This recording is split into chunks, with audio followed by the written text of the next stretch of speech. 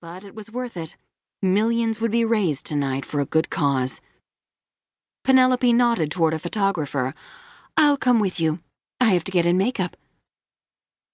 Mounting a runway show was a costly endeavor, and the fashion media was ruthless. As a relative newcomer to the fashion scene, Fianna hadn't yet planned a Fashion Week show of her collection. However, several months ago, her Aunt Davina had asked her to give a show in Dublin, the timing of which coincided with her sister's wedding, so Fianna already had a small collection prepared. Her friends had urged her on, calling it kismet, so she'd swung into action at her tiny Robertson Boulevard shop, which she'd opened with a loan from her aunt. When they reached the backstage area, Fianna stepped inside. To the outsider, it looked like chaos, but Fianna was in her element. The colorful, gauzy, romantic clothes she'd designed were arranged like a rainbow on racks. Shoes and accessories were neatly organized to accompany each outfit, and notes and sketches detailed each look. At a bank of mirrors, makeup artists and hairstylists were working on models, highlighting and contouring, spiking and fluffing. Lanky young women waited their turn, chatting, flipping through Vogue, or swaying to music piped through headphones. Penelope pulled her shirt off over her head and then slipped into a thin wrap. She eased her slender, well-toned frame into a director's chair. Laughter bubbled from one corner, and Fianna frowned at a man wearing dark, smoky sunglasses and high-tech earbuds seated next to a model. His long, dark blonde hair was brushed from his forehead, grazing his white linen shirt in the back. He stretched out his lengthy legs and laced his fingers behind his neck. "Who's that?"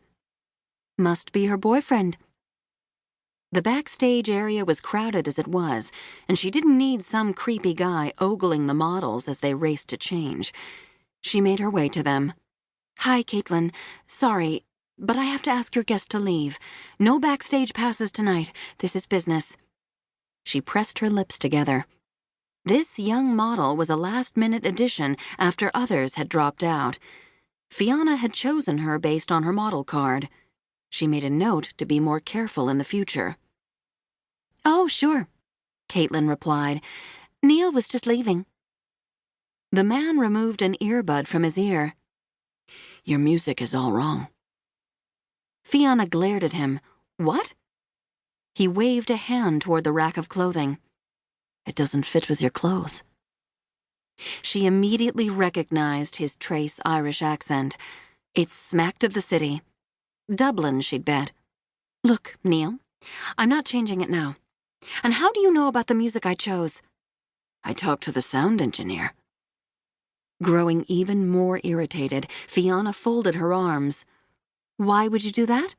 This is my show." Finding the right music had taken a long time, and it was far too late to start over. "Sure, and I figured you've worked hard. So your show should be the best it can be." He held the earbuds to her. "I gave your engineer this music. If you like it, use it." The nerve of this guy. "I don't have time for this. I don't know who you think you are, but I don't appreciate you going behind my back." She shot a look at Caitlin, who was suppressing a smile. She wouldn't hire her again. His lips curved into a grin, further infuriating her. And he still hadn't removed his sunglasses. Why did people wear sunglasses at night? It was so pretentious. Who did he think he was, Brad Pitt? Or some wannabe rocker? LA was full of those types, and she steered clear of them.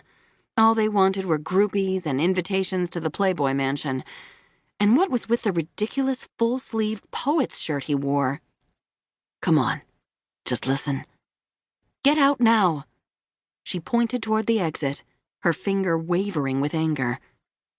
He shook his head, sliding a lock of hair behind an ear. "You can't tell me you're happy with that music. Not until you hear this, anyway." He unplugged a cord from his phone and tapped the screen. "That's it. I'm calling security."